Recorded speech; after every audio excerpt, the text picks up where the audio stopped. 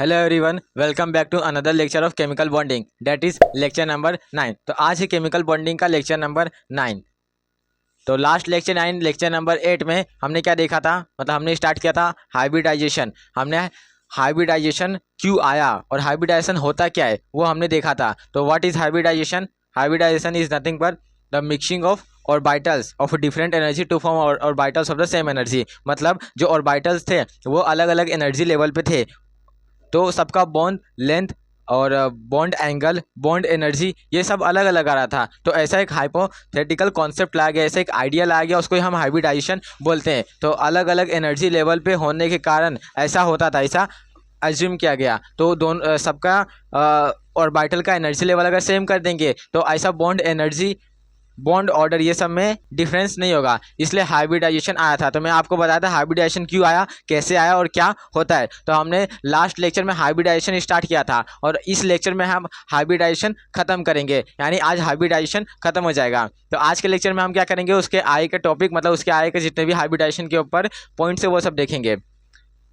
आज हम समझेंगे किस तरीके से हाइब्रिडाइजेशन निकालते हैं। कोई अगर मैं कंपाउंड बोल दूं आपको, जैसे मैं CH4 बोला, तो अगर मैं आपसे पूछूं what is the hybridization of CH4, आप कैसे निकालोगे? तो आज वही हम देखेंगे हाइब्रिडाइजेशन कैसे निकलता है। We will find the hybridization of any compounds in the ये इनऑर्गेनिक केमिस्ट्री। तो लास्ट लेक्चर में मैंने क्या बोला था, मिक्सिंग ऑफ ऑर्बिटल। तो ऑर्बिटल अलग अलग तरीके से मिक्स हो सकते हैं। तो मैंने आपको बोला था जितने नंबर ऑफ ऑर्बिटल्स इन्वॉल्व होंगे हाइब्रिडाइजेशन में, उतने ही नंबर ऑफ ऑर्बिटल्स भी फॉर्म्ड होंगे। तो मैं आपको बताया था अगर S और P फॉर्म हो रहा है तो SP, इसको हम बोलेंगे 2SP। अगर SP P प्लस P, मतलब S, एक S का ऑर्बिटल एक और 3 P के ऑर्बिटल्स, तो उसको हम बोलते 3SP3।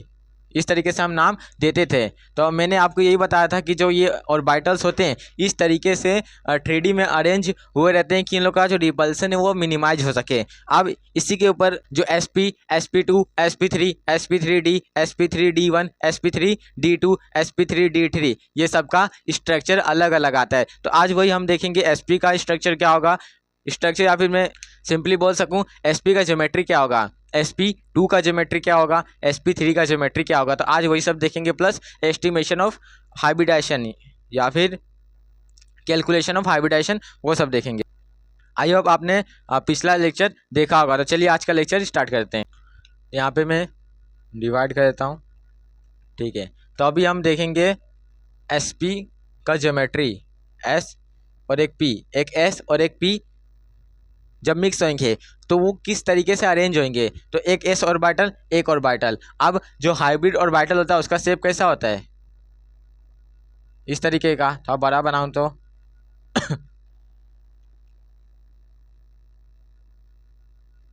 इस तरीके से। तो यहाँ 2 ऑर्बिटल है, इस तरीके से बना सकता हूँ। तो एक 2 ऑर्बिटल है, तो ये दोनों ऑर्बिटल इस तरीके से अरेंज रहते हैं 3D में कि इन लोग का जो रिपल्सन है वो मिनिमाइज हो सके। तो ये SP किस तरीके से अरेंज होगा,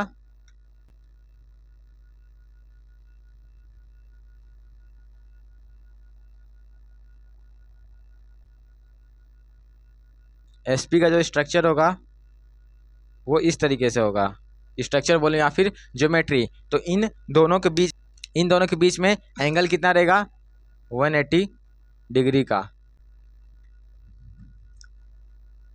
देयरफॉर हम बोल सकते हैं जो फोर्स ऑफ रिपल्सन है, force of repulsion is minimise.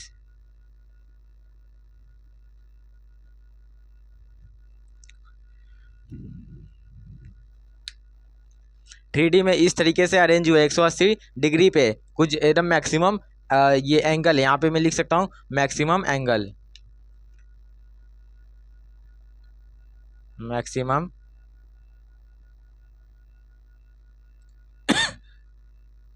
Angle. तो ये मैक्सिमम एंगल पे स्ट्रक्चर फॉर्म किया है। तो यहाँ पे जो फोर्स ऑफ रिपल्सन होगा वो मिनिमाइज होगा। तो हर ऑर्बिटल्स इसी तरीके से अपना स्ट्रक्चर बनाते हैं कि उन लोग का फोर्स ऑफ रिपल्सन एकदम मिनिमाइज हो सके। डेट इज यहाँ पे लिख सकते हैं 180 डिग्री। तो इसका ज्योमेट्री क्या होगा, ज्योमेट्री लीनियर। इसका ज्योमेट्री क्या होगा, लीनियर। वैसे अगर sp2 का देखें, ये sp का था, वैसे अगर sp2 का देखें तो उसका स्ट्रक्चर कैसा होगा, s और डबल p। तो यहाँ पे 3 ऑर्बिटल्स है, 1 2 2 और ये 3 ऑर्बिटल्स है। तो ये 3 ऑर्बिटल्स इस तरीके से अरेंज हुए रहेंगे कि इन लोग का जो फोर्स ऑफ रिपल्सन मिनिमाइज हो सके, कुछ इस तरीके से, 1 2 3। ये थोड़ा नीचे बनाता हूँ।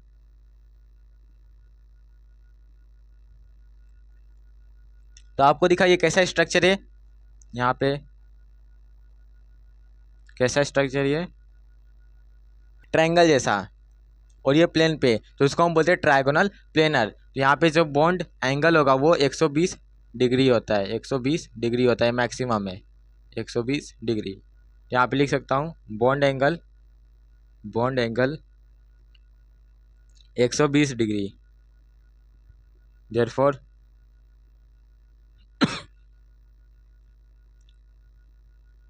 रिपल्सन मिनिमाइज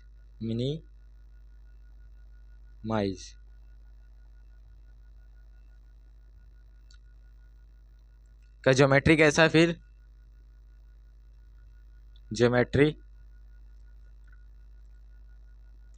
एक प्लेन पे और कैसा फिगर है, ट्रायंगल है, तो इसको हम बोलते हैं ट्रायगोनल प्लेनर, ट्रायगोनल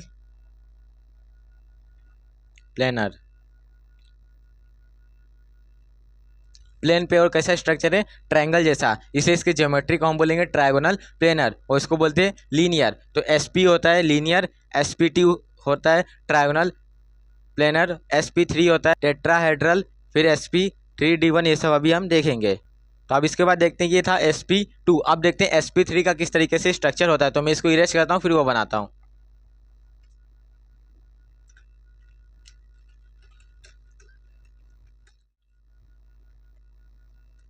अगर हम देखेंगे s p फिर p यानी sp3, तो sp3 का स्ट्रक्चर किस तरीके से होगा, कितने ऑर्बिटल है यहाँ पे, 4। तो यहाँ पे लिख सकता हूँ 4 ऑर्बिटल्स, यहाँ 4 ऑर्बिटल्स है। तो ये चारों ऑर्बिटल्स इस तरीके से 3D में अरेंज हुए रहेंगे कि इन लोग का जो फोर्स ऑफ रिपल्सन है मिनिमाइज हो सके। तो किस तरीके से ये रहते हैं, इस तरीके से कुछ, दूसरा यहाँ, तीसरा यहाँ और एक यहाँ। तो ये स्ट्रक्चर कैसा है, आप यहाँ पे देखो, ये स्ट्रक्चर कुछ इस तरीके से। तो यहाँ पे जो बॉन्ड एंगल होगा, यहाँ पे जो बॉन्ड एंगल होगा वो 109.5 डिग्री होता है। यहाँ पे जो बॉन्ड एंगल होगा, बॉन्ड एंगल 109.5 डिग्री होता है। अब यहाँ पे इसका जो स्ट्रक्चर किस तरीके से, यहाँ पे इसका ज्योमेट्री हम बोल सकते हैं, ज्योमेट्री टेट्राहेड्रल होता है, टेट्राहेड्रल।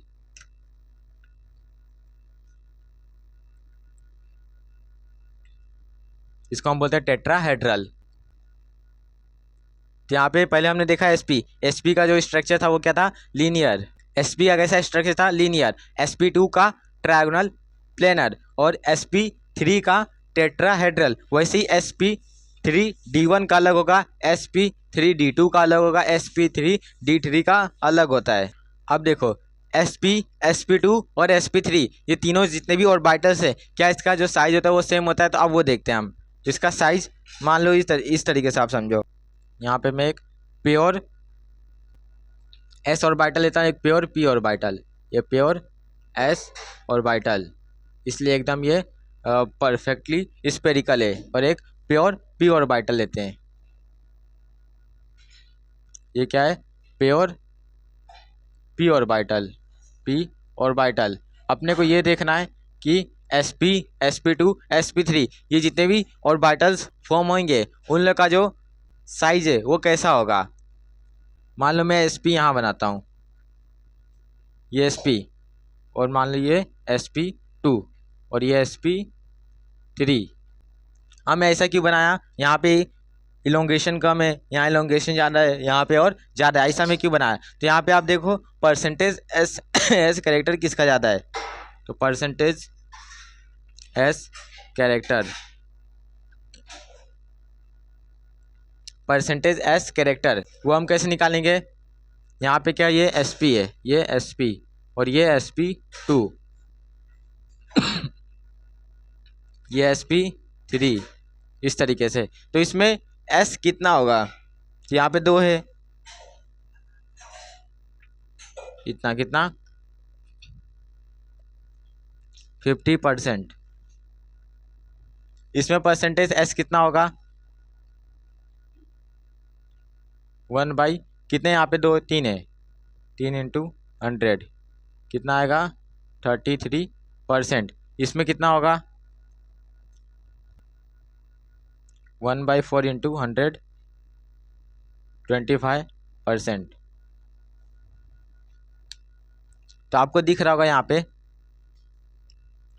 जो परसेंटेज एस कैरेक्टर है वो डिक्रीज हो रहा है, कैसे, SP SP2 SP3। तो इस तरीके से हम जाते हैं SP SP2 SP3, तो परसेंटेज एस कैरेक्टर डिक्रीज होता है, मतलब जो परसेंटेज P कैरेक्टर है वो इंक्रीज हो रहा है, इसलिए यहाँ पे इलोंगेशन ज़्यादा है, यहाँ पे इलोंगेशन कम है। तो आई होप आपको पता चलेगा SP SP2 और SP3 का जो साइज है वो किस तरीके से होता है। तो अब हम देखते हैं कैलकुलेशन या फिर एस्टिमेशन ऑफ हाइब्रिडाइजेशन। तो इसको मैं इरेज करता हूँ।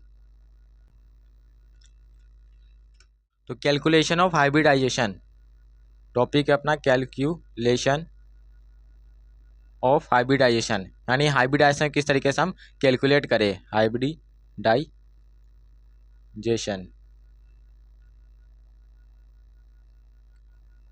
तो हाइब्रिडाइजेशन कैलकुलेट करने के लिए एक ट्रिक यूज करते हैं, इसको हम बोलते हैं स्टेरिक नंबर। यहाँ पे मैं लिख सकता हूँ calculation of hybridization, calculation of hybridisation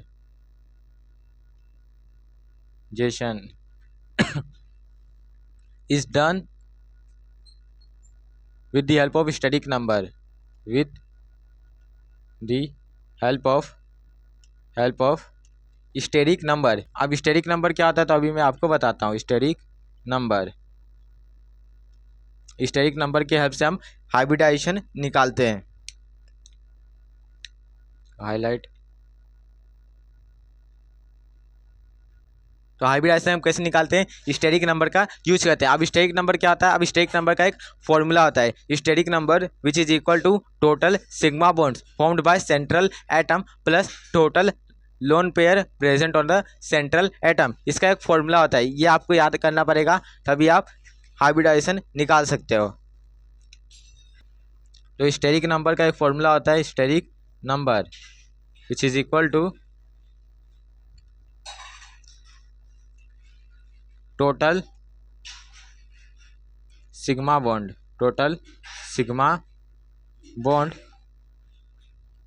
formed by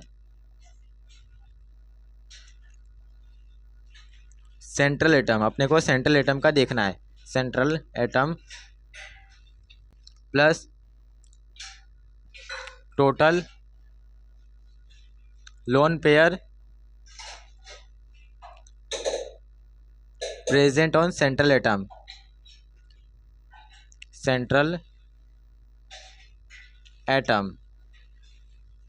ये फॉर्मूला होता है स्टेरिक नंबर का, total sigma bond formed by central atom plus total lone pair present on central atom.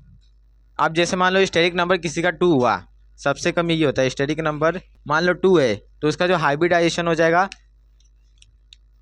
SP, एक S एक ये P, एक 2, तो स्टेरिक नंबर 2 तो हाइब्रिडाइजेशन SP। वैसे अगर स्टेरिक नंबर 3 हुआ, तो हाइब्रिडाइजेशन क्या होगा SP2, 2 1 3। स्टेरिक नंबर 4 है तो हाइब्रिडाइजेशन क्या होगा अभी देखते हैं। अगर स्टेरिक नंबर 5 है तो हाइब्रिडाइजेशन क्या होगा, अगर स्टेरिक नंबर 6 है तो हाइब्रिडाइजेशन क्या होगा, अगर स्टेरिक नंबर 7 है तो हाइब्रिडाइजेशन क्या होगा, हम 7 मैक्सिमम 7 तक ही देखते हैं। तो 4 अगर स्टेरिक नंबर तो होगा sp3, 3 और एक ये 4 स्टेरिक नंबर 5, इसका मतलब ये sp3d हो जाएगा इसका हाइब्रिडाइजेशन। कैसे, 3 4 5, इसका sp3d2। स्टेरिक नंबर अगर 7 है तो इसका हाइब्रिडाइजेशन sp3d3। हम लास्ट यही तक हम देखते हैं, sp3d3 लास्ट हम यहीं तक देखते हैं। तो अगर किसी का स्टेरिक नंबर 2 है तो उसका हाइब्रिडाइजेशन sp, अगर स्टेरिक नंबर 3 है तो sp2, स्टेरिक नंबर 4 है sp3, स्टेरिक नंबर 5 है sp3d, स्टेरिक नंबर 6 है sp3d2, स्टेरिक नंबर 7 है तो sp3d3। इस तरीके से होता है। तो काम का क्या है यहाँ पे, ये formula steric number which is equal to total sigma bonds formed by central atom plus total lone pair present on central atom. अब ये फॉर्मूला अपने को यूज कैसे करना है, अब वो देखते हैं फॉर्मूला अपने को यूज कैसे करना है। तो यहाँ पे ये फॉर्मूला याद करो आप, और यहाँ पे ये याद रखना है, स्टेरिक नंबर 2 है तो sp, स्टेरिक नंबर 3 तो sp2, steric number 4 sp3, steric number 5 sp3d, steric number 6 sp3d2, steric number 7 तो sp3d3। ये कैसे हो रहा है, तो यहाँ पे 2 है तो एक ये 2, यहाँ 3 है तो 2 ये 3, 4 3 ये 1 ये 4, 5 3 4 5, 6 3 2 5 1 6, 7 3 3 6 7। तो इस तरीके से होता है। तो अब हम एग्जाम्पल लेते हैं इससे कंपाउंड का, फिर उसका हम हाइब्रिडाइजेशन निकालते हैं। तो मैं इसको इरेज कर रहा हूँ, तो डिवाइड कर दिया मैं। अब हम लेते हैं स्ट्रक्चर, बेसिक स्ट्रक्चर लेते हैं BeCl2 का। तो यहाँ पे पहला एग्जाम्पल लेते हैं हम हाइब्रिडाइजेशन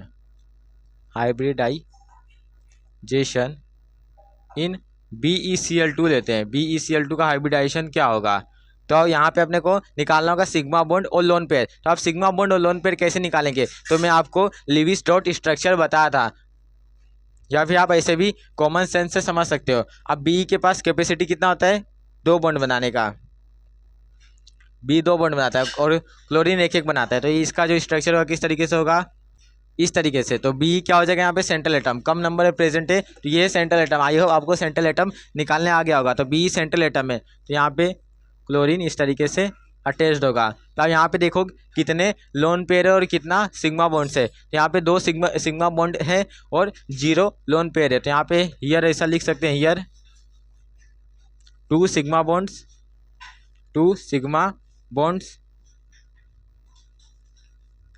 एंड 0 लोन पेयर।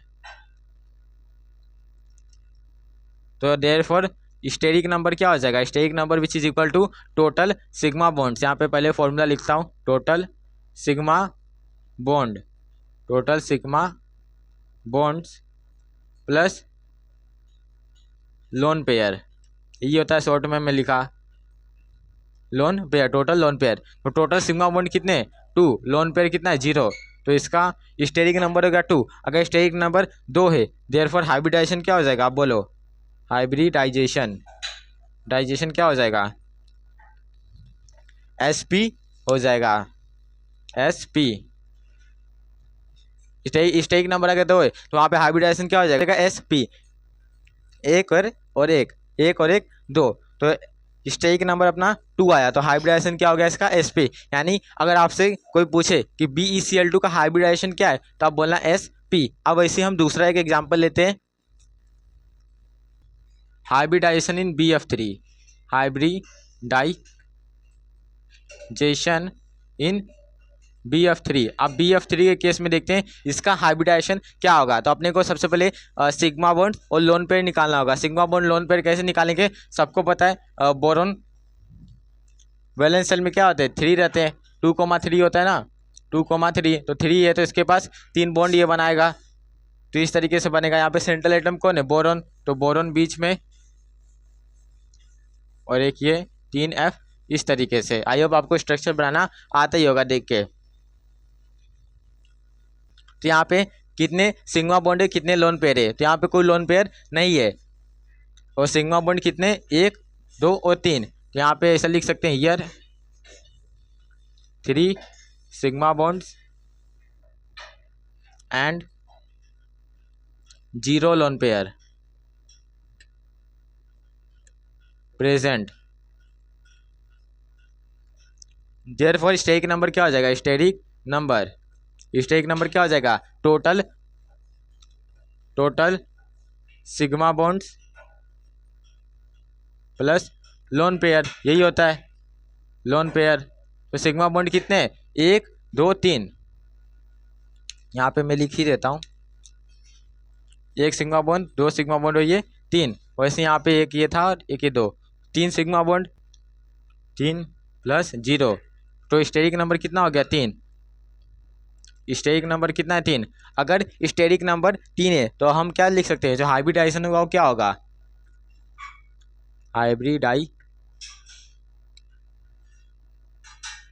क्या होगा? स्टेरिक नंबर 3 तो हाइब्रिडाइजेशन क्या हो जाएगा? sp2, एक S रहेगा 2 P रहेगा, तो इसका हाइब्रिडाइजेशन क्या हो जाएगा? sp2, 2 1 3। तो BF3 का हाइब्रिडाइजेशन क्या आया? sp2। BeCl2 का क्या आया? sp। BF3 का क्या आया? sp2। तो यह आई होप आपको पता चल गया कैसे हम हाइब्रिडाइजेशन निकालेंगे। हाइब्रिडाइजेशन निकालना है तो सबसे पहले स्टेरिक नंबर निकालोगे। स्टेरिक नंबर निकालने के लिए total sigma bond plus lone pair अपने को करना होता है। आप सिग्मा बॉन्ड लोन पेयर कैसे निकालते हैं? तो आप स्ट्रक्चर बनाना, फिर आपको पता चल जाएगा वहाँ पे कितने सिग्मा बॉन्ड है और कितने लोन पेयर है। अब और एग्जांपल लेते हैं तो आपको और अच्छे से क्लियरिटी मिलेगा। तो आप तीसरा एग्जांपल लेता हूँ मैं CH4 का, मीथेन का। तो इसको मैं इरेज कर रहा हूँ।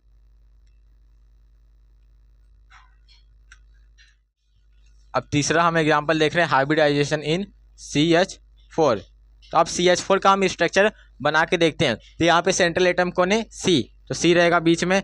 हाइड्रोजन कितने? 4, तो 4 साइड में प्रेजेंट रहेंगे हाइड्रोजन। तो यहाँ पे कितने सिग्मा बॉन्ड्स बन रहे हैं?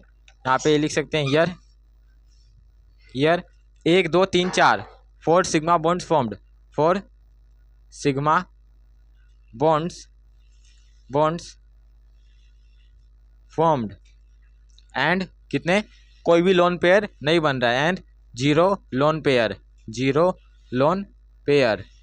देयरफॉर स्टेरिक नंबर क्या हो जाएगा? Steric number which is equal to total sigma bonds present on central atom. हमेशा सेंट्रल एटम के ऊपर बात चलेगा। Total sigma bonds present on central atom plus total lone pair of central atom. तो total sigma bond यहाँ पे लिख सकता हूँ, total sigma bonds plus lone pair, यही होता है लोन पेयर। मैं बार बार क्यों बोल रहा हूँ? ताकि आपको याद हो जाए।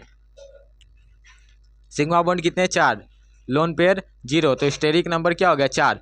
अगर 4 स्टेरिक नंबर है तो हाइब्रिडाइजेशन क्या हो जाएगा? आप बोलो, हाइब्रिडाइजेशन क्या हो जाएगा? हाइब्रिडाइजेशन, आई होप आपने सही जवाब दिया होगा। Hybridisation sp3।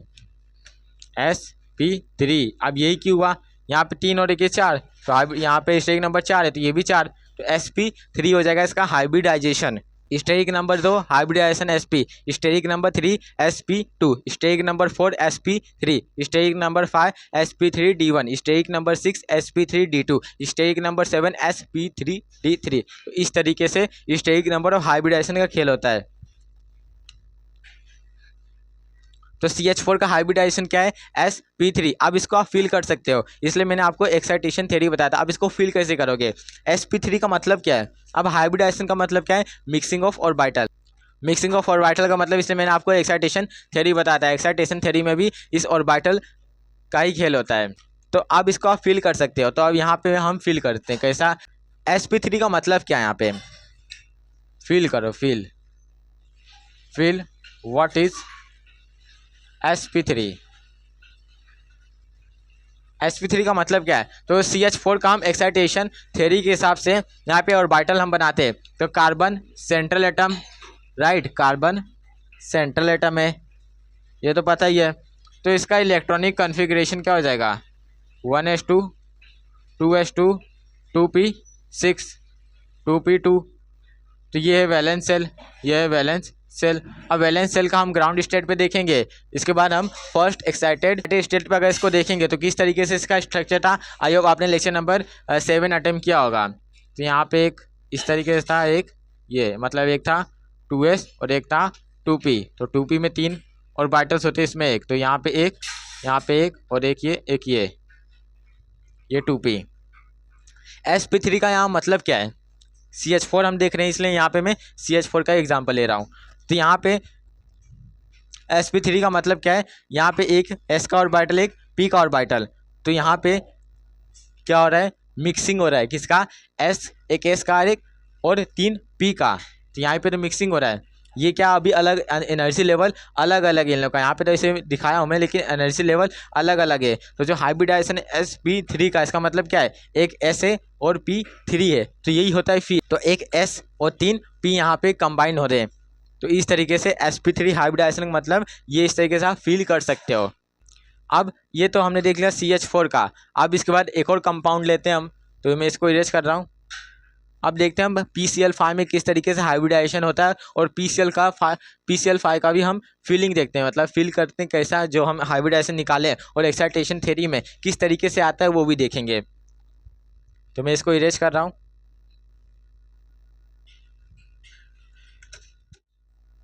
चौथा हम देख रहे हैं हाइब्रिडाइजेशन इन PCl5। PCl5 में सेंट्रल एटम कौन है, P, क्योंकि ये कम नंबर में प्रेजेंट है, तो सेंट्रल एटम P है, तो इसका स्ट्रक्चर कुछ इस तरीके से होगा। अब फॉस्फोरस के पास कैपेसिटी होता है 5 बॉन्ड बना सके, और क्लोरीन एक एक बॉन्ड बनाता है, तो इसका स्ट्रक्चर कैसा होगा, इस तरीके से, यहाँ पे एक क्लोरीन, यहाँ पे एक क्लोरीन, यहाँ पे एक क्लोरीन, यहाँ पे एक और यहाँ पे एक बीच में P और अराउंड 5 क्लोरीन। तो यहाँ पे कितने सिग्मा बॉन्ड्स और कितने लोन पेयर है, हियर लोन पेयर तो कोई नहीं है, यहाँ पे एक एक बॉन्ड बन रहा है, यानी जब एक बॉन्ड बनता है तो वहाँ क्या होता है, सिग्मा बॉन्ड होता है। तो 1 2 3 4 5, यहाँ 5 सिग्मा बॉन्ड्स है, here 5 sigma bonds are present, 5 sigma bonds present and 0 lone pair, and 0 lone pair.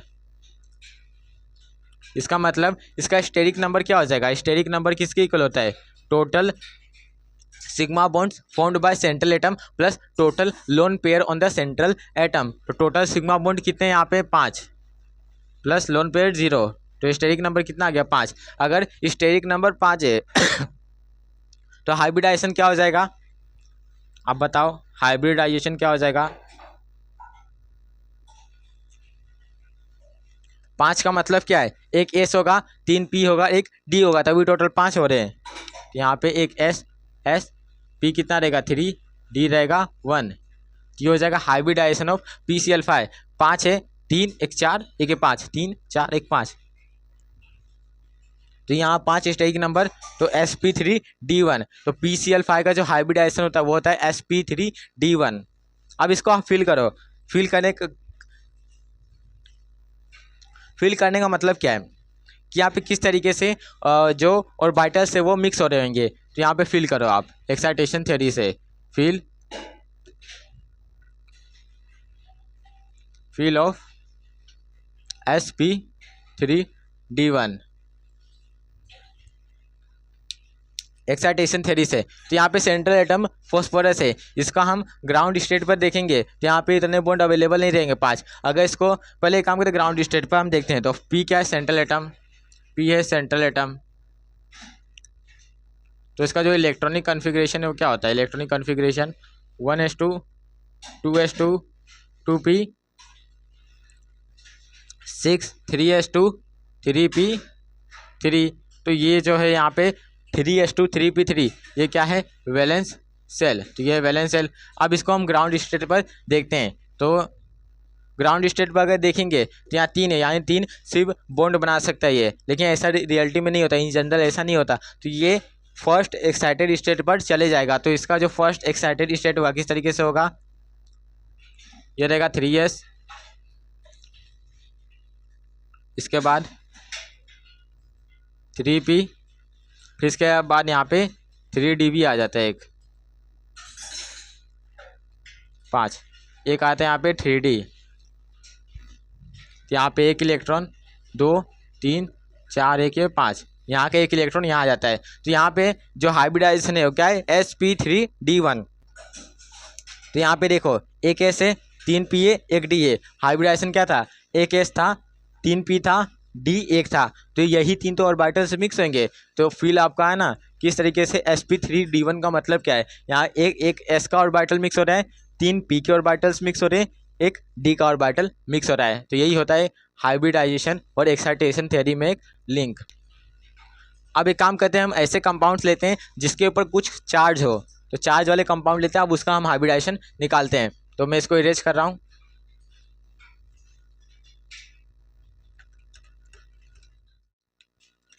किसका देख रहे हैं हम, hybridization, hybridization of charged compound, hybridization of charged compound, charged compound, charged compound, charge compound का hybridization देखते हैं। तो यहाँ पे मैं एग्जांपल लेता हूँ NH4 पॉजिटिव का। तो एग्जांपल मैंने लिया NH4 पॉजिटिव का, इसका एग्जांपल ले रहा हूँ। तो यहाँ पे क्या है, पॉजिटिव चार्ज है। अब पॉजिटिव चार्ज है तो इसका हाइब्रिडाइजेशन किस तरीके से हम निकालेंगे, तो यहाँ पे आपको पता करना होगा सिग्मा बॉन्ड और लोन पेयर। आप सिग्मा बॉन्ड और लोन पेयर कैसे पता करोगे, तो लोन पेयर पता करने के लिए आप याद करो, मैंने आपको जब लिविस डॉट स्ट्रक्चर LDS जब ड्रॉ करना बताया था, यहाँ पे 4 स्टेप बताया था। तो यहाँ पे N1 N2 N3 N4 total 4 steps बताए थे। तो N1 क्या था, total number of electrons present in the valence shell plus minus charge करना था। N2 क्या था, total number of electrons after octet या फिर डुप्लेट कंप्लीशन। N3 क्या था, टोटल बॉन्डिंग इलेक्ट्रॉन। N4 था टोटल लोन पेयर इलेक्ट्रॉन। तो यहाँ पे लोन पेयर इलेक्ट्रॉन आपको पता चल जाएगा। तो यहाँ पे वही हम करते हैं, ऐसे आप डायरेक्ट भी कर सकते हो, लेकिन अभी बेसिक हम देख रहे हैं तो इस तरीके से भी आप कर सकते हो। N1 क्या होता है, total number of valence shell electrons on the atom plus minus charge, plus charge हुआ तो माइनस, माइनस चार्ज हुआ तो प्लस, प्लस चार्ज यहाँ -1 करेंगे। यहाँ पे कितना 5 रहेगा, प्लस 4 इंटू 1, और यहाँ +1 है तो -1 करेंगे तो 5 4 9, ये हो जाएगा 8। तो N1 आ गया 8। N2 क्या होगा, total number of valence shell electron after octet completion या फिर डुप्लेट, ये हो जाएगा 8 प्लस 2 4, ये हो गया 16। तो 16 इलेक्ट्रॉन्स आएंगे, ये 8 इलेक्ट्रॉन्स, यहाँ पे इलेक्ट्रॉन्स नहीं चलेगा। फिर N3 क्या था, total number of bonding electron. तो N3 which is equal to N2 minus N1, कितना हो गया 16 में से 8 हो गया 8। यहाँ पे बॉन्ड कितने बनेंगे इसके आधा, तो बॉन्ड कितना बना 4, तो 4 बॉन्ड बनेगा NH4 में। और N4 क्या होता है, total number of lone pair electrons. तो N4 which is equal to N1 minus N3 था, यही था। तो N1 कितना 8, N3 कितना है 8, 8 में से 8 अगर माइनस करें 0, यानी कुछ भी लोन पेयर इलेक्ट्रॉन्स यहाँ प्रेजेंट ही नहीं है। तो यहाँ पे लोन पेयर के इलेक्ट्रॉन्स ही प्रेजेंट नहीं है, इसका मतलब यहाँ पे लोन पेयर भी नहीं होगा। तो यहाँ पे हियर ऐसा बोल सकते हैं हम, हियर कितने 4 बॉन्ड बन रहे हैं। तो चारों बॉन्ड जो बनेंगे वो सिग्मा बॉन्ड बनेंगे। ऐसा मैं क्यों बोल रहा हूँ, क्योंकि सेंट्रल एटम N है और हाइड्रोजन सिर्फ एक ही बॉन्ड बनाता है, तो एक बॉन्ड बनेगा तो वहाँ पे सिग्मा बॉन्ड ही बनेंगे। Here 4 sigma bonds formed, 4 sigma bonds formed and 0 lone pair, 0 lone pair है। तो स्टेरिक नंबर क्या हो जाएगा 4 हो जाएगा, 4 + 0 4 हो जाएगा। अगर स्टेरिक नंबर 4 है, देयरफॉर हम बोल सकते हैं जो हाइब्रिडाइजेशन होगा वो क्या होगा, हाइब्रिडाइजेशन क्या होगा आप बोलो, स्टेरिक नंबर 4 है तो हाइब्रिडाइजेशन क्या हो जाएगा sp3। आई होप आपको समझ रहा होगा sp3। क्यों sp3, ऐसा क्यों, 3 यहाँ पे p और एक ये, तो 4 यहाँ था, यहाँ भी 4, इस तरीके से। तो NH4 पॉजिटिव है, हम किस तरीके से हाइब्रिडाइजेशन निकालें, यहाँ पे N1 N2 N3 N4 का अपने को हेल्प लेना हुआ। अगर ये चाहो तो आप ये नहीं भी ले सकते हो, जरूरी नहीं कि ऐसे ही करना है। तो आप ये तो बेसिक आपको इतना अच्छे से स्ट्रक्चर शायद नहीं आता होगा, इसलिए मैं आपको बता आ भी सकता है। अगर आपको स्ट्रक्चर ऐसे क्रिएट करना आता होगा तो आप ऐसे भी समझ सकते हो। यहाँ पे कैसे, N के पास वैलेंस सेल में 5 इलेक्ट्रॉन्स होते हैं और एक इलेक्ट्रॉन्स चले गया तभी पॉजिटिव चार्ज आया, तो 4 इलेक्ट्रॉन्स बचे, 4 बॉन्ड बना, तो जो 4 बॉन्ड बनेगा वो सिग्मा बॉन्ड होगा। तो 4 सिग्मा बॉन्ड और कोई भी इलेक्ट्रॉन्स नहीं है। अगर कोई भी इलेक्ट्रॉन्स नहीं मतलब वहाँ पे लोन पेयर बनेगा ही नहीं। आप ऐसे भी सोच सकते थे, यहाँ पे इतना आप करने की ज़रूरत भी नहीं है। अब एक और हम चार्ज्ड कंपाउंड लेते हैं CH3 नेगेटिव, CH3 नेगेटिव। तो अब CH3 नेगेटिव में हम देखते हैं इसका हाइब्रिडाइजेशन क्या होगा। तो यहाँ पे जैसे मैंने आपको यहाँ बताया ऐसे यहाँ पे आप डायरेक्ट समझो। अब N1 N2 ये सब नहीं करना, तो टाइम नहीं अपने पास। तो यहाँ पे देखो कार्बन के वैलेंस सेल के पास कितने इलेक्ट्रॉन्स होते हैं 2,4, मतलब 4 वैलेंस सेल इलेक्ट्रॉन होते हैं। यहाँ पे एक इलेक्ट्रॉन ऐड हो गया तभी तो नेगेटिव चार्ज हुआ, यानी 5 टोटल इसके पास वैलेंस सेल इलेक्ट्रॉन्स हो गए। तो यहाँ पे सिर्फ 3 ही इलेक्ट्रॉन्स खर्च हो रहे, यानी 2 इलेक्ट्रॉन्स बचे और 3 इलेक्ट्रॉन्स खर्च हुए, यानी 3 सिग्मा बॉन्ड बना होगा, 2 इलेक्ट्रॉन्स यानी एक लोन पेयर। तो यहाँ पे डायरेक्ट ऐसा मैं स्ट्रक्चर यहाँ बनाता हूँ, यहाँ पे 1 2 3, ये हो गया CH3, 4 था, एक इलेक्ट्रॉन आ गया यानी 5 इलेक्ट्रॉन, ये हो गया। तो ये क्या है लोन पेयर। तो यहाँ पे हियर ऐसा बोल सकते हैं, here 3 sigma bonds are present with one lone pair. तो देयरफॉर स्टेरिक नंबर क्या हो जाएगा, steric number which is equal to total sigma bonds plus lone pair, यही होता है लोन पेयर। लोन पेयर का मतलब क्या है, जो पार्टिसिपेट ना ले बॉन्डिंग में, तो ये पार्टिसिपेट नहीं कर रहा है। तो लोन टोटल सिग्मा बॉन्ड्स कितने 3 बन रहे, लोन पेयर 1 है, तो स्टेरिक नंबर हो गया 4। तो अगर स्टेरिक नंबर 4 है तो हाइब्रिडाइजेशन क्या हो जाएगा, बोलो आपको आना चाहिए अभी। हाइब्रिडाइजेशन क्या हो जाएगा, स्टेरिक नंबर 4 हाइब्रिडाइजेशन sp3। तो हाइब्रिडाइजेशन क्या हो जाएगा sp3 3 1 4। तो CH3 नेगेटिव का जो हाइब्रिडाइजेशन है वो sp3 है, उसका भी हाइब्रिडाइजेशन sp3NH4 पॉजिटिव का। तो आई होप आपको हाइब्रिडाइजेशन अभी एकदम आसान लग रहा होगा। कैसे हम हाइब्रिडाइजेशन निकालते हैं, with the help of steric number. आपको बस ये याद रखना है स्टेरिक नंबर का formula, steric number which is equal to total sigma bonds formed by the central atom. हमेशा सेंट्रल एटम को देखो, उसके हिसाब से उसका स्ट्रक्चर बनाओ। स्ट्रक्चर बनाने के बाद सिग्मा बॉन्ड देखो, लोन पेयर देखो। अगर सिग्मा बॉन्ड और लोन पेयर दोनों का सम करके जो भी नंबर आएगा उसके हिसाब से हाइब्रिडाइजेशन हो जाएगा। तो आपको पता होना चाहिए हाइब्रिडाइजेशन अगर स्टेरिक नंबर 2 है तो हाइब्रिडाइजेशन sp हो जाएगा, 3 है तो sp2 हो जाएगा, 4 है तो sp3, ऐसे ही चलता है। अब मैं एक और कंपाउंड लेता हूँ, सबसे common compound H2O, that is water. अब वाटर का हम देखते हैं हाइब्रिडाइजेशन, तो इसको मैं इरेज करता हूँ।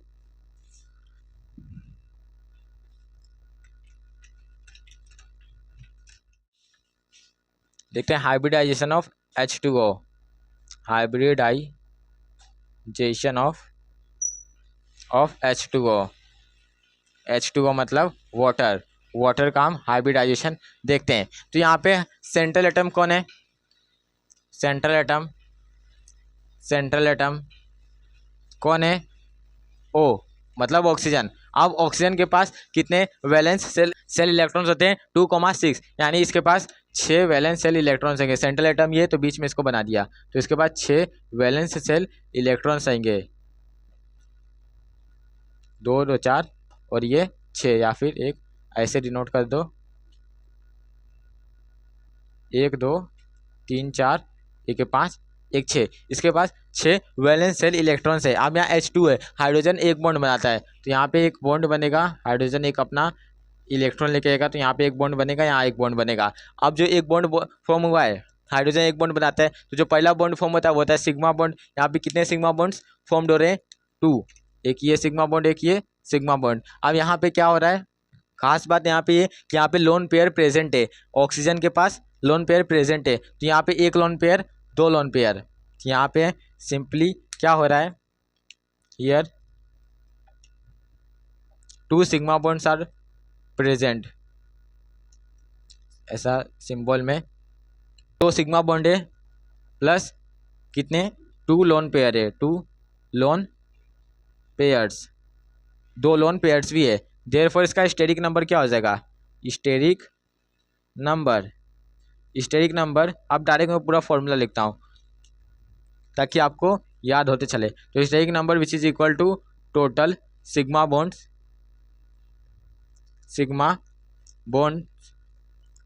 formed by central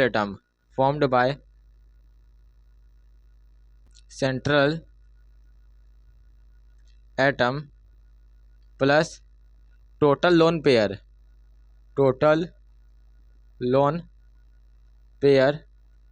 present on central atom, on central atom, ये समझ सकते हो, सेंट्रल एटम। तो यहाँ पे स्टेरिक नंबर क्या हो जाएगा, steric number which is equal to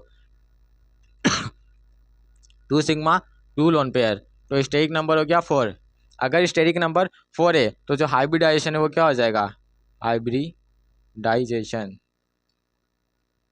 steric number 4 तो हाइब्रिडाइजेशन sp3। तो H2O का जो हाइब्रिडाइजेशन होता है वो क्या होता है, sp3। तो हाइब्रिडाइजेशन ऑफ H2O वाटर का क्या हो जाएगा, sp3। किस तरीके से निकाले, तो हम स्ट्रक्चर बनाए, वहाँ पे सिग्मा बॉन्ड देखे, लोन पेयर देखे। सिग्मा बॉन्ड कितना था, 2 था, लोन पेयर कितना था, 2। तो स्टेरिक नंबर हो गया 4, स्टेरिक नंबर 4 यानी इसका मतलब होता है हाइब्रिडाइजेशन sp3। अब देखो यहाँ पे कभी sp आ रहा है, कभी sp2 आ रहा है, कभी sp3 आ रहा है। तो अब जो इसका ज्योमेट्री होता है, जो इसका स्ट्रक्चर होता है, उसको हम अलग अलग नाम से जानते हैं। तो sp को हम बोलते हैं लीनियर, जो इसका ज्योमेट्री होता है। sp2 को बोलते हैं ट्रायगोनल प्लेनर, sp3 को बोलते हैं टेट्राहेड्रल, sp3d1 को बोलते हैं ट्रायगोनल बाइपिरामिडल, sp3d2 को बोलते हैं ऑक्टाहेड्रल, sp3d3 को बोलते हैं पेंटागोनल बाइपिरामिडल। यानी जितने भी ये हाइब्रिडाइजेशन है उन लोगों का सबका ज्योमेट्री अलग अलग है। अब ज्योमेट्री अलग अलग है तो सबका नाम अलग अलग है। यानी अब अगर आपसे किसी ने पूछ लिया ऑक्टाहेड्रल का मतलब क्या है, तो आपको पता होना चाहिए। तो अब हम देखेंगे जो ज्योमेट्री है, ज्योमेट्री का जो स्ट्रक्चर है वो किस तरीके से, यानी sp3d1 किस तरीके से प्रेजेंट होगा, अब वो सब हम देखते हैं। तो आई होप आपको हाइब्रिडाइजेशन निकालने आ ही गया होगा। मैंने कितने एग्जांपल्स लिए, आई होप 5-6 एग्जांपल्स मैंने लिया होगा।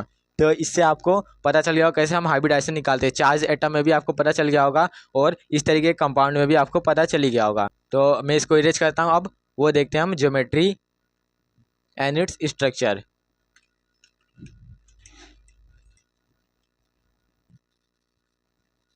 यहाँ पे मैं एक टेबल बनाता हूँ।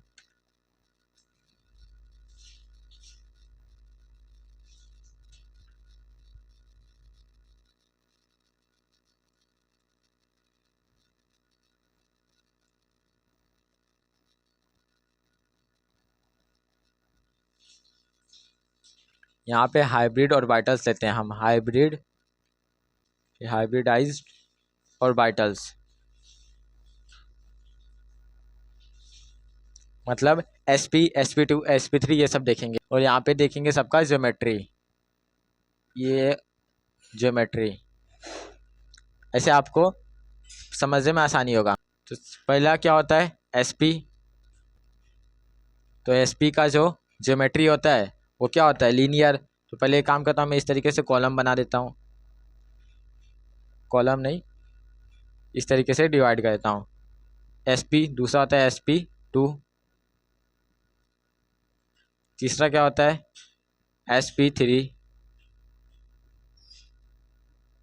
फिर इसके बाद चौथा sp3d1 होता है एक, फिर इसके बाद पांचवा sp3d2 होता है, फिर इसके बाद एक लास्ट है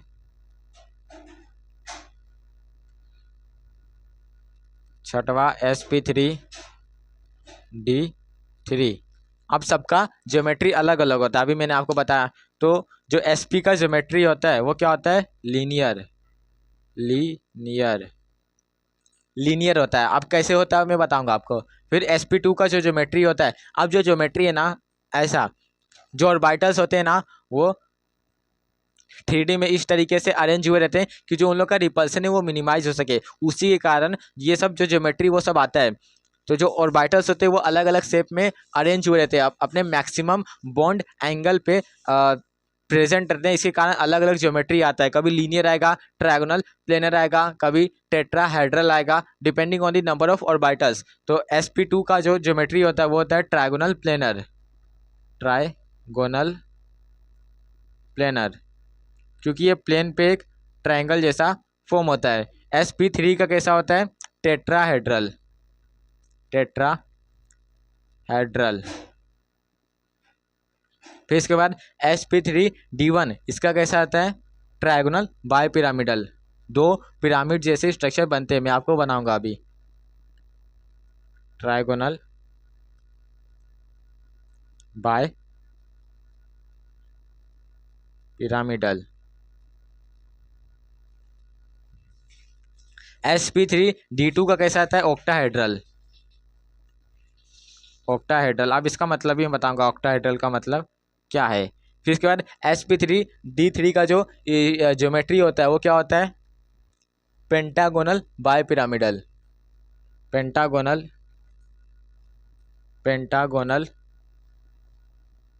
बाय पिरामिडल, बाय पिरामिडल। तो यहाँ पे ऑर्बिटल्स के अकॉर्डिंग ज्योमेट्री होता है। sp linear, sp2 trigonal planar, sp3 tetrahedral, sp3d1 trigonal bipyramidal, sp3d2 octahedral, sp3d3 pentagonal bipyramidal. तो इस तरीके से ज्योमेट्री और इस तरीके से हाइब्रिड ऑर्बिटल्स होते हैं। तो मैक्सिमम लास्ट हम देखते हैं sp3d3 का, जी ये हाइब्रिडाइजेशन है sp3d3, इसका पेंटागोनल बाय पिरामिडल था। इसके बाद ही हाइब्रिडाइजेशन तो होता ही है। हाइब्रिडाइजेशन क्या हो जाएगा? sp3d4, ये भी पॉसिबल है, लेकिन वहाँ हम नहीं देखते, वहाँ पे बहुत कॉम्प्लेक्स हो जाता है इसलिए। तो लास्ट पेंटागोनल बाय पिरामिडल, यही अपना ज्योमेट्री होता है अभी तक के लिए। अब समझते हैं tetrahedral, trigonal, bipyramidal, octahedral, ये सब का मतलब क्या है, ये सब का स्ट्रक्चर कैसे बनता है। तो अब मैं इसको इरेज करता हूँ, अब वही सब देखते हैं।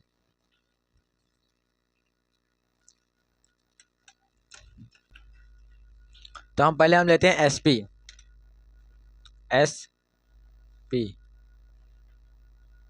तो sp में जो इसका ज्योमेट्री होता है कैसा होता है? लीनियर। जियोमेट्री क्या होता है? लीनियर। तो लीनियर ज्योमेट्री का मतलब क्या है? एक स्ट्रेट लाइन में, एक सीधा, जैसे मान लो यहाँ पे ए लिया एक लोब और ये बी और एक ये बी, तो इस तरीके से sp प्रेजेंट होता है, इस तरीके से समझ सकते हो आप। तो लीनियर का मतलब सीधा, यानी यहाँ पे जो ऑर्बिटल्स होते हैं वो किस तरीके से होते हैं? मैंने आपको शुरुआत में भी बताया था लेक्चर के स्टार्टिंग में। जो ऑर्बिटल्स होते हैं एकदम स्ट्रेट रहते हैं, सीधा, इस तरीके से जो ऑर्बिटल्स एकदम सीधे रहते हैं। फिर इसके बाद दूसरा हम देखते हैं sp2। sp2 में क्या होता है? जिसका जो ज्योमेट्री होता है क्या होता है? Geometry trigonal planar, trigonal planar, trigonal planar. आप इसको ट्रायगोनल प्लेनर क्यों बोले? क्योंकि एक प्लेन पे ट्रायंगल जैसा इसका स्ट्रक्चर होता है। किस तरीके से? इसे आप इस तरीके से समझना चाहो तो समझ सकते कि बीच में जैसे ए और यहाँ पे 1 2 3, यहाँ पे मान लो बी है, बी और ये बी, तो इसका स्ट्रक्चर कुछ इस तरीके से होता है। तो ये आपको आई होप ट्रायंगल जैसा दिख रहा होगा, क्योंकि एक ट्रायंगल है एक प्लेन के ऊपर, एक 2D फिगर के ऊपर है, इसलिए इसको हम बोलते हैं ट्रायगोनल प्लेनर। इसको हम बोलते हैं ट्रायगोनल प्लेनर। अब इसका स्ट्रक्चर ऑर्बिटल्स के हिसाब से कैसे समझोगे? एक ऑर्बिटल इस तरीके से, दूसरा इस तरीके से, या फिर थोड़ा इसको नीचे बना सकते हैं हम, इस तरीके से, तीसरा इस तरीके से। तो यहाँ पे जो स्ट्रक्चर है वो कुछ इस तरीके से प्रेजेंट होता है। तो यहाँ पे जो बॉन्ड एंगल होता है वो 180 डिग्री होता है, मैंने शुरुआत में बताया था, अभी फिर से बता रहा हूँ। और यहाँ पे जो बॉन्ड एंगल होता है वो 120 डिग्री होता है। तो इस तरीके से ट्रायगोनल प्लेनर का मतलब होता है। अब तीसरा क्या होता है? sp3। अब sp3 का जो ज्योमेट्री होता है वो होता है टेट्राहेड्रल जियोमेट्री, टेट्राहेड्रल होता है। अब टेट्राहेड्रल का मतलब क्या है? टेट्राहेड्रल, अब इसका मतलब क्या है? इसका मतलब जो इसका स्ट्रक्चर होगा कुछ इस तरीके से होगा। कैसा? यहाँ मान लो बीच में ए है, 1 2 3, एक ये 4, यहाँ पे एक बी यहाँ प्रेजेंट है, बी यहाँ एक, बी यहाँ एक, बी यहाँ। तो यहाँ पे जो इसका स्ट्रक्चर होता है कुछ इस तरीके से। ये 3D स्ट्रक्चर होता है तो 2D पे इतना अच्छे से आपको नहीं समझेगा, इस तरीके से है। तो आई होप ये तो 2D पे बना रहा हूँ इसलिए आपको इतना अच्छे से क्लियरिटी नहीं मिल रहा होगा, लेकिन आप ऐसा समझ सकते हो, एक ऐसा ऐसा ऐसा और एक ऐसा, तो मतलब एक ऐसा ऐसा ऐसा और यहाँ पे ये, तो ऐसा स्ट्रक्चर होता है टेट्राहेड्रल। तो ये सब ज्योमेट्री का जो स्ट्रक्चर होता है वो इस तरीके से होता है। तो ये सब तो आसान है, लीनियर, ट्रायगोनल, प्लेनर, टेट्राहेड्रल। लेकिन इसके बाद क्या है, SP3D1 जो इसका ज्योमेट्री होता है वो क्या होता है, ट्रायगोनल बाय पिरामिडल, यानी एक ट्रायंगल के ऊपर दो पिरामिड। अब उसका स्ट्रक्चर देखते हैं हम।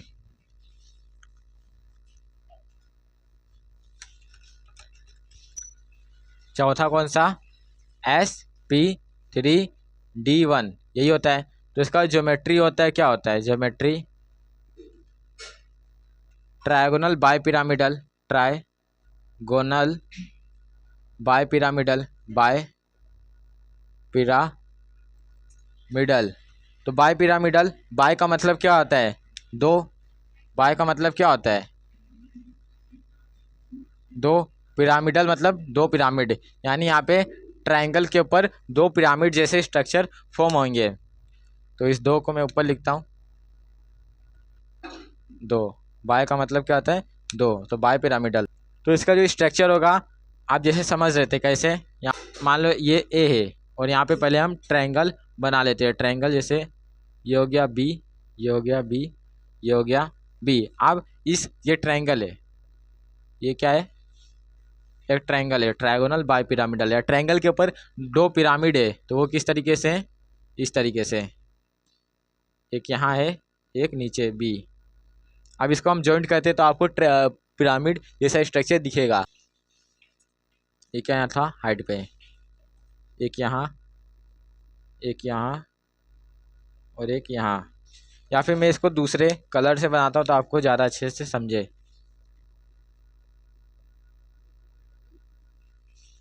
कुछ ऊपर से ये यहाँ से, और नीचे वाला कैसा रहेगा, एक यहाँ से और एक यहाँ से। यानी एक ट्रायंगल के ऊपर एक ऊपर से पिरामिड है, एक नीचे से पिरामिड है, ट्रायगोनल बाय पिरामिडल। एक ट्रायंगल के ऊपर दो पिरामिड। अब ये डॉट के स्ट्रक्चर से मत समझो, अब एक और मैं स्ट्रक्चर ऐसा ही बनाता हूँ सिंपल। ऐसा समझ सकते हो आप कि पहले एक ट्रायंगल बना लो। ये सब इतना काम का नहीं है, लेकिन आपको पता होना चाहिए ट्रायगोनल बाय पिरामिडल का मतलब क्या है। तो ये एक ट्रायंगल बना लिए, अब इसके ऊपर पिरामिड। तो पिरामिड के लिए आप यहाँ पे एक पॉइंट यहाँ कंसिडर करो, एक यहाँ पे। पिरामिड के लिए आप दो पॉइंट ऊपर कंसिडर किए, तो इसको ज्वाइन कर दो। मान लो ये स्ट्रेट लाइन एक हो गया, दो, तीन। थोड़ा सही नहीं बना, लेकिन इस तरीके से इसको ऊपर एक पिरामिड ऐसा दिखा, एक ट्रायंगल है उसके ऊपर एक पिरामिड है, वैसे ही नीचे भी यही होगा, एक, दो और एक, तीन। एक ऊपर से पिरामिड, एक नीचे से पिरामिड। तो यही होता है अपना trigonal bipyramidal. This is trigonal bipyramidal, bipyramidal. इसको हम बोलते हैं ट्रायगोनल बाय पिरामिडल। एक ट्रायंगल था, उसके ऊपर एक पिरामिड और एक नीचे पिरामिड, एक ऊपर पिरामिड एक नीचे पिरामिड। तो ये SP3D1 का केस है। अब SP3D2 देखते हैं।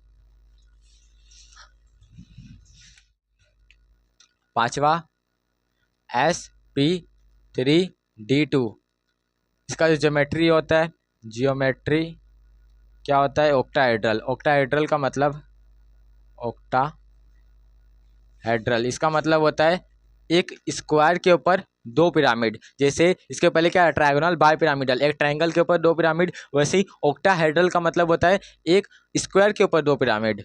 जैसे फिर से मैं स्ट्रक्चर बनाता हूँ।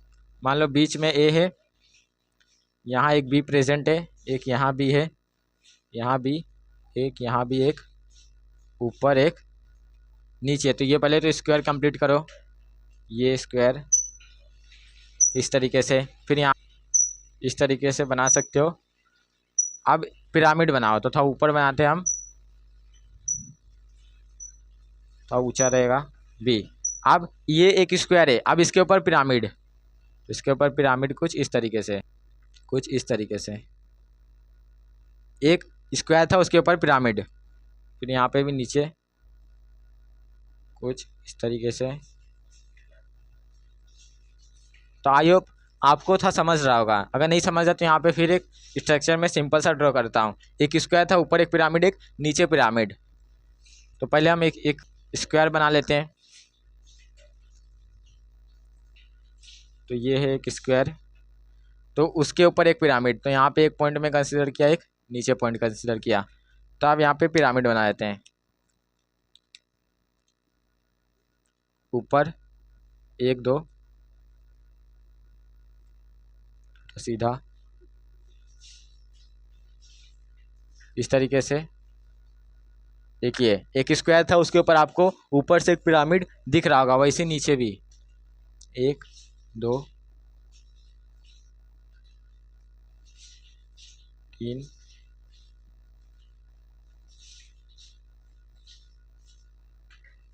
4, एक ऊपर पिरामिड, एक नीचे पिरामिड। तो this is called as octahedral. This is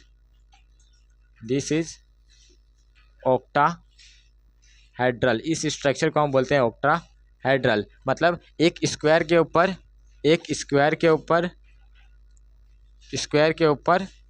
दो पिरामिड, एक स्क्वायर के ऊपर 2 पिरामिड, उसको हम बोलते हैं ऑक्टाहेड्रल। इसके बाद क्या है, पेंटागोनल बाय पिरामिडल। तो आई होप इतने सारे स्ट्रक्चर बना लिए तो आपको समझ ही होगा पेंटागोनल बाय पिरामिडल क्या होगा। तो एक पेंटागोन के ऊपर 2 पिरामिड रहेंगे। तो इसको इरेज करते हैं। तो छठवा sp3d3 तो इसका ज्योमेट्री क्या होता है, geometry pentagonal bipyramidal, pentagonal bipyramidal तो इसका मतलब क्या है, एक पेंटागोन के ऊपर 2 पिरामिड। कैसे, तो इसको मैं डायरेक्ट सिंपली ऐसे बनाता हूँ, डॉट नहीं लाता हूँ। एक पहले पेंटागोन बना लेते हैं, एक बी और एक बी आगे की तरफ। तो पहले पेंटागोन बना लेते हैं, 2 3 4 1 5। तो ये हो गया पेंटागोन। अब 2 पॉइंट लेते हैं पिरामिड बनाने के लिए। तो ये पॉइंट एक, यहाँ से एक, यहाँ से एक, यहाँ से यहाँ पे, यहाँ पे। तो यहाँ पे आई होप आप समझ सकते हो, एक पेंटागोन के ऊपर एक पिरामिड, वैसे नीचे 1 2 3 4 5। आई होप आपको समझ रहा होगा, नहीं भी समझ रहा होगा तो आप ये समझना, एक पेंटागोन के ऊपर 2 पिरामिड, एक ऊपर से एक नीचे से। तो आज के लेक्चर में बस इतना ही। हमने आज क्या क्या किया, आज हमने देखा हाइब्रिडाइजेशन, कैलकुलेशन ऑफ हाइब्रिडाइजेशन, कैसे हाइब्रिडाइजेशन निकालते हैं, या फिर इसको बोल सकते हैं एस्टिमेशन ऑफ हाइब्रिडाइजेशन। तो हाइब्रिडाइजेशन कैसे निकालते थे हम, स्टेरिक नंबर निकाल के। स्टेरिक नंबर क्या आता है, total sigma bonds present on the central atom plus total lone pair on the central atom. Sigma bonds और लोन पेयर हम काउंट करके, सम करके, जो भी स्टेरिक नंबर आता था उसके हिसाब से हाइब्रिडाइजेशन लिखते थे। तो हाइब्रिडाइजेशन खत्म हो गया, लेक्चर नंबर 8 में स्टार्ट हुआ था, लेक्चर नंबर 9 में खत्म हो गया। 2 लेक्चर लगा, पूरा हाइब्रिडाइजेशन खत्म यहाँ पे। तो ये बहुत काम का है हाइब्रिडाइजेशन। तो आज के लेक्चर में बस इतना ही। आप मिलते हैं अगले लेक्चर में। अगले लेक्चर में हम करेंगे difference between geometry and shape, VSEPR theory. तो मिलते हैं अगले लेक्चर में, तब तक के लिए बाय बाय।